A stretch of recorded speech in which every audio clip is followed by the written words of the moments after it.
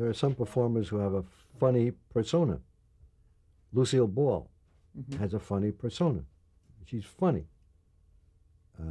I mean, can be funny. Just, I mean, she's also done, excuse me, done some dramatic things, but she's basically funny. Florence can deliver jokes or comedy lines, but she herself is too dainty and pretty, really, to be funny. And her voice is not a funny voice. So now I have a talented but not very funny person in the kitchen, which is a lot of the show is going to take place there. And I have potentially hired a straight housekeeper. So I said to Paramount, this is not going to work. They said, what's the problem? I said, I need comedy in the kitchen. I need a funny housekeeper. And they said, like who? I said, like Ann B. Davis, who is funny. That's it. Just now, she can do drama too, but she has a funny persona. You're going to laugh. They said, where is she? I said, I don't know where she is. They said, well, let's find out. Turned out she was in Seattle. Now, we're only 3 or 4 days away from potential production, and she's in Seattle doing stand-up. So she's funny. That's my point. She's funny. They said, well, she's got 3 more weeks left. I said, so? They said, what do you mean so? I said, buy them out. Because we're going into, you know, the apron is ready. We got the blue apron already. So they said, that's going to cost money to buy her out of her engagement. I said, yeah. But that will guarantee you a kitchen where we have Mrs. Brady and Ann B. Davis. Well, they didn't like to spend the money, but, you know, if you say it's important, so they said, okay. Well, 24 hours later, she was in L.A. And I really didn't know her personally, but I knew her work and I knew what she could do. So she was now part of the cast. So we now had Ann B. Davis, we had Florence, who's wonderful. She's really the most wonderful performer I think I've ever worked with, because she is helpful. You don't know how important that is to a producer. She will help you solve problems. She won't come to you with a problem. She'll say, for example, every 4th week, she'd come to me and say, just about every 4th week, she said, I don't know what's in the script that bothers him, but I think Bob's got his monthlies. That's how she used to refer to him. More poetry than fiction, actually. As it turned out. But that's neither here nor there. He's going to be on a warpath. I don't know why. But that's an enormous one-upsmanship I can play, you know, if I know that something is wrong. Anyway, one time, to give you another typical Bob Reed story, I got the better of him. Knowing how he reads a script, which is not for the comedy values, not really for the dramatic values, but for accuracy. There was an idea that came in, which I loved, about putting a phone booth in the house, because it accomplished 2 things. The kids were always on the phone, the 6 kids. They're always talking to friends. That's number 1. That left not too much room for the parents, because they only had 1 phone. Also, it would teach them the value of money if they had to spend their own dimes from their allowance to talk on a payphone. So I thought that was a terrific idea. I also knew that it's illegal to put a payphone in your house. Except I had fortunately read an article about J. Paul Getty, who was, I think at that time, he was the 2nd wealthiest man in the world. He lived in Santa Monica, where the Getty Museum is, and he had a payphone in his house. And if you were a guest in his house, you had to go use the payphone if you wanted to call someone. Maybe that's how he got to be that rich. I don't know. So now I knew two things. I knew it's legal. I also knew it's legal in very few communities, but that was one of them. Santa Monica. So I sent the script out to the performers when it was written. Oh, I checked. I beg your pardon, left out an important thing. I checked with the FCC in Washington and said, I understand it's true that most places you cannot put a payphone in your house. And they said, that's true.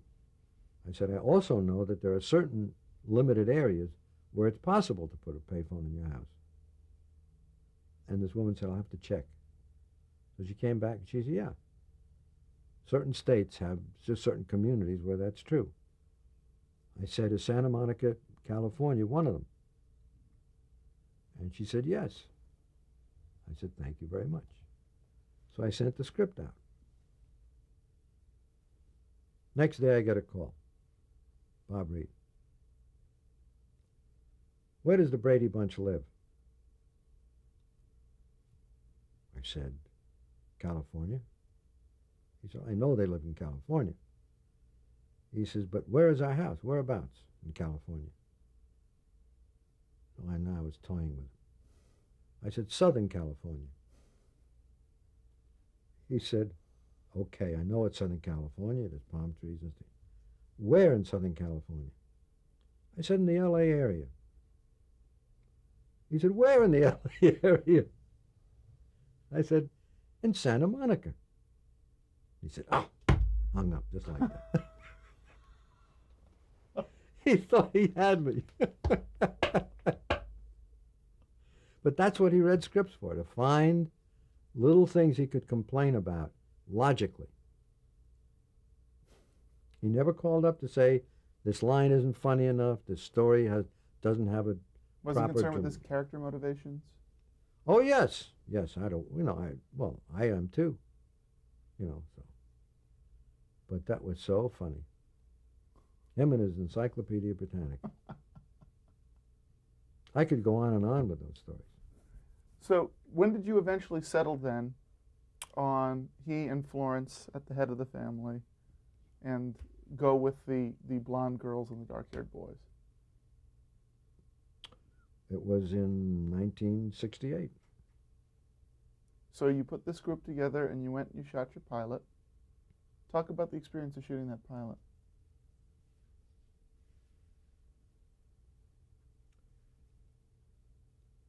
I'm tempted to release some information here, but... Oh, release. Release? I promise. Who are we going to tell? It's just between us. Okay. All right. The very first scene in the pilot was, it just so happened, you lay out a board to take advantage of money, what's the cheapest way to do it. So the very first scene was the marriage itself at a local location in the valley here. And the opening shot was the minister saying, you take this woman to be your lawful wedded wife, that thing. And they did that scene. And then he said, you may kiss the bride. And they kissed. And after the kiss, Florence, who by that time had become a pretty good friend of mine, came over to me and she said, what do you know about this guy? I said, why? And she said, no man kisses like that. He ain't straight. I said, well, straight or not, he's Mr. Brady. And I don't really care about his private life. Because he looks good with you, he sounds good with you, there's no trace of anything. And I see no reason to make any change. Oh, and she says, I agree. I was just surprised, she said, because I didn't realize this either. And so that was a secret between us for 5-6 years. And she figured it out from the kiss. One kiss. I said, could you tell from one kiss? She says, that's all it takes. Now, I don't even know what that means. I've never asked a woman what that means. How can you tell from one kiss? But that's what she told me. That's a secret which I'm giving you. Wow, that's an incredible story. Yeah. Talk about some of the challenges of working on a show with not only a large cast, but where you've got 6 principals who are kids. Very difficult. See, most people think of the Brady Bunch as 9 people running down the stairs, or 9 people sitting at dinner, or 9 people here or there. Not true. The shows were carefully designed so that 2 of the kids would carry one scene, 2 other kids would carry the next scene, 2 other kids would carry another scene, so that it was, you think you always saw 6 kids, but you very seldom saw them because they had to be in school most of the time. Because the youngest one was only 6 years old. And the oldest one was about 14 when we started. Barry Williams was, I think, 14, maybe 15. So it's a false image in your head of these 9 people together. They would seldom together because they were on a clock, and you had to obey that clock. And we had a wonderful teacher. And I should know her name. I just wrote her a letter recently. Well, so it goes. But it obviously impacted your shooting schedule. Oh, sure. That's how the shooting schedule was determined by the kids being in school or out of school. Because 6-year-old kids, I think we only could shoot with her for 1 hour in a whole day. You know, if you have a baby in a scene, the babies can only be in it for 8 minutes. It's very strictly controlled, as well it should be. I'm not complaining, I'm just explaining. And I'm asking. Yeah. Now this show, seeing that it was a family show, also became sort of a family affair for you. Yeah. And you brought other members of the Schwartz family. That's true. Into the fold. Tell me a little bit about some of the members of your family that played roles behind the scenes of the show. Well, Lloyd was a very important part of that show because he was the associate producer for most of the time, and then at the end he was the producer. This is your son, Lloyd. My son, Lloyd Schwartz. Lloyd J. Schwartz. Apparently there's another Lloyd Schwartz somewhere. So he likes to be called Lloyd J. Schwartz. And in several episodes, my daughter, Hope, I explain why her name is Hope, appeared as Barry Williams' girlfriend in some episodes, one in which a frog was sitting on her head that, I forget why, but it was, oh, he was entering one of the kids was entering a frog in some kind of school thing, and it got loose and it jumped on Hope's head. Well, I don't know if you've ever had a frog on your head, but when they get nervous, she had to wash her hair 55 times that night before she felt clean. She's lucky. I was lucky she was part of my family. Anybody else would have left, I think. It was awful. Lloyd was he did an interesting thing. In order to keep the kids in line, they were good kids, but in order to make sure that they did what they were told, he developed an evil twin named Floyd, so that if they didn't show up, Floyd would come the next day, and boy, they would really get it. Well, they were terrified of Floyd, who never showed up, but they were terrified of him. So they were under control all the time.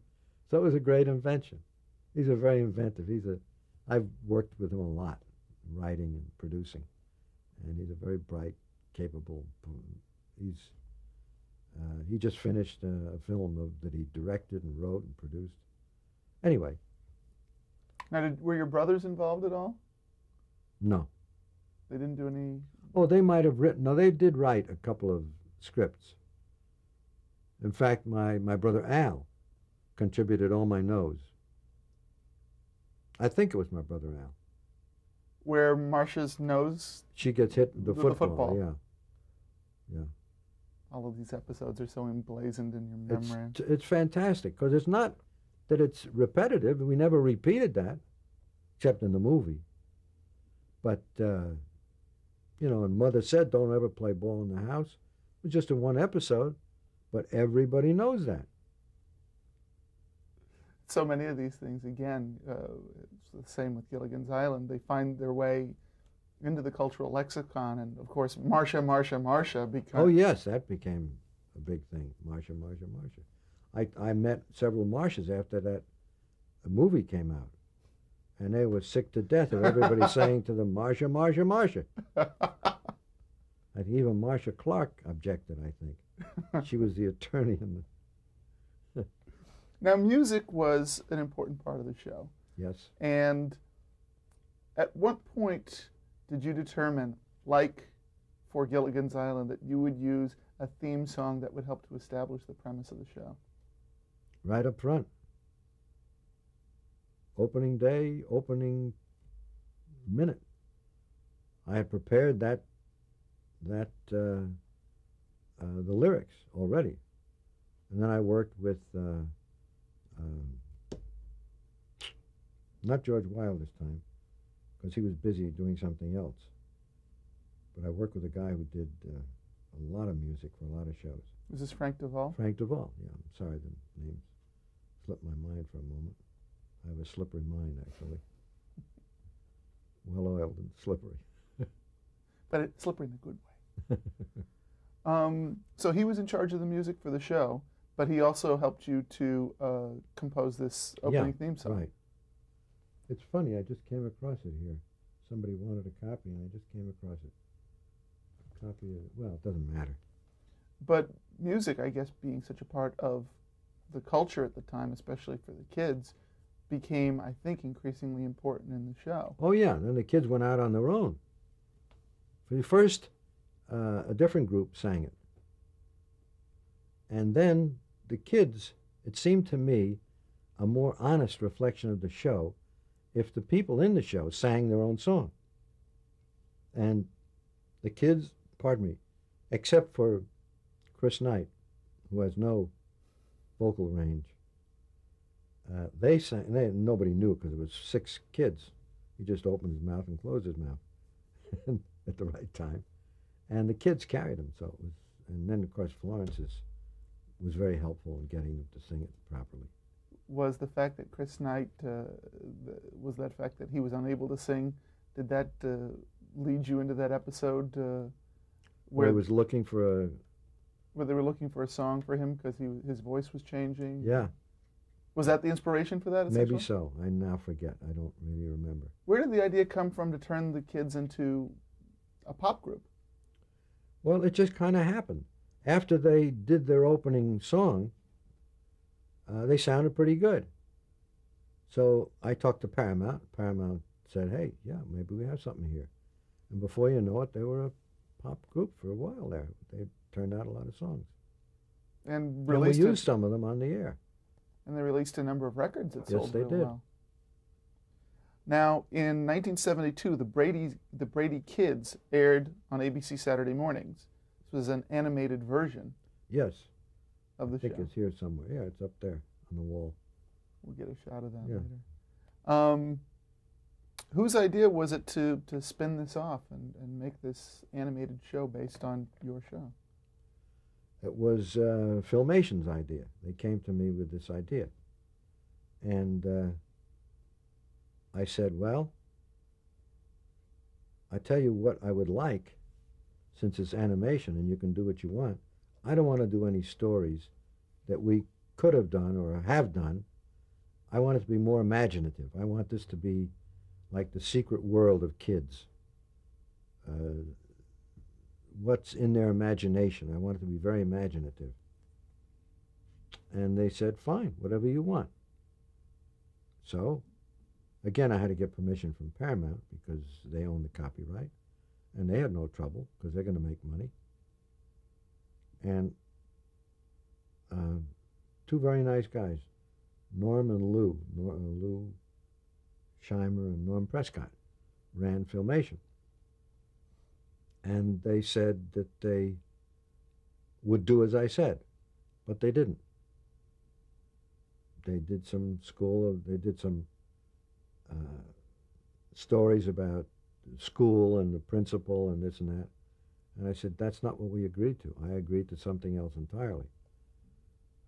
I also had a problem because Ambi's agent said, how come Ambi isn't in this animated? Because there's money there in animation, voiceovers. I'm not sure. I suppose that Florence might have been slighted. I don't know. She never mentioned it to me. And Bob Reed and I didn't talk about things like that anyway. But Ambi's agent talked to me. I said, look, this is a different show. It's just about the kids and their imagination. Nothing to do with the family or you're not going to see the kitchen or anything. It's going to be in a treehouse. They're going to be in a treehouse and then all these different, very imaginative stories, which turned out not to be true. So I was upset about that. And then they came to me a year later to do Gilligan's Island animation. I said, look, we were through this the first time, and this is the problem. You didn't do what you said you were going to do. Now, they're both nice guys, and I think they just took an easy way out the first time. I said, I want more work to go in, and I will have to see every script and approve it before you can do it. And they said, okay, if that's how you want it. I said, that's how I want it, because my name is going to be on it. And the show is going to depend, it's going to be part of Brady. And they said, fine. And they kept their word. I'm part of Gilligan. Because, as I say, I was not happy with the Brady thing. And then they were very satisfactory with Gilligan. In fact, there was a second animation of Gilligan. One was The Further Adventures of Gilligan, and the other was, I forget the name of the other one. Gilligan's Planet. It's right up there. Where the professor has made a mistake in his calculations, and instead of landing on the Earth, when he shoots them off the island, they land on some other planet. Stranded again. Stranded again, exactly. Now, that appealed to me. I thought that was a good idea. Now, Brady was pretty much a success from the get-go. It was never the success that Gilligan was. Really? Brady, in its entire history, was never in the top 10. No kidding. Ever. It was never low, but it was never in the top 10. It was 23rd, 19th, or 29th, in that area. It was always safe, but not by much sometimes. Now, as opposed to Gilligan, which you said the critics just tore to shreds, how did the critics receive Brady Bunch? A little better, but not much better. Really? Yeah. They called it a soft show with, I don't know just what the words were, but they were not kind. Most of them. Some of them were. But I never worry about critics, because critics don't keep you on the air. An audience does. That's an important thing to remember. Right. What were some of your favorite episodes of the show? Which one? Of Brady. Brady? My favorite episode was one called Father of the Year. It was an episode in which Marcia, excuse me, was writing a composition for school that was going to be entered in a newspaper contest. And she kept it a secret. And in order to meet a deadline, she had to mail it in by a certain day. And she, in order to get it there by that day, she had to sneak out of the house at night to get it to the post office or into the post box. and they caught her coming back. And she couldn't tell them where she went because she didn't want to say why she had to go out, that it was about Father of the Year. She didn't want to give that away because she didn't want to feel like a fool if nothing happened. And anyway, kids like to keep some things to themselves. So she didn't say anything. And so he said, for disobeying the rules about you were not to go out of the house, you're no television, no this, no that. And he punished her, her father, for doing something. I mean, the irony here of being punished for her idea in the composition that she wrote was that even though he wasn't her real father, he had taken her real father's place so well that he was her father. It was really a wonderful composition. And she couldn't talk about that. And so she won the contest. And the newspaper guy came over and read it. And then, of course, Bob Reed, he loved this one. This was he really liked because it was dramatic and tender. And every time I see it, it brings a tear to my own eye because it was done so well. When you're being punished for doing something for somebody who you love, who doesn't know you're doing that, it's really it was a wonderful episode. That was my favorite one. Now, in 1974, the show went off the air after a 5-year run. Why do you think that was? Ratings started to slip. Really? Yeah. We were on ABC, and opposite us, over that 5-year period, about 15 shows had been canceled on the other two networks. And then finally, we just fell victim to, I think it was Sanford and Son that did us in. I'm not sure. Now, you don't hear of Sanford and Son now, but you sure hear about the Brady Bunch. How did you feel when the show was canceled? I felt okay. I mean, Bob Reed was such a pain that Paramount recognized it, and ABC recognized it, and authorized me, if the show were to continue, to replace him. So had the show gone into a 6th season, we wouldn't have seen Robert Reed anymore. That's right. Really? This came to a head on the final episode of the 5th year. Excuse me, I'm getting a little dry. You know, why don't we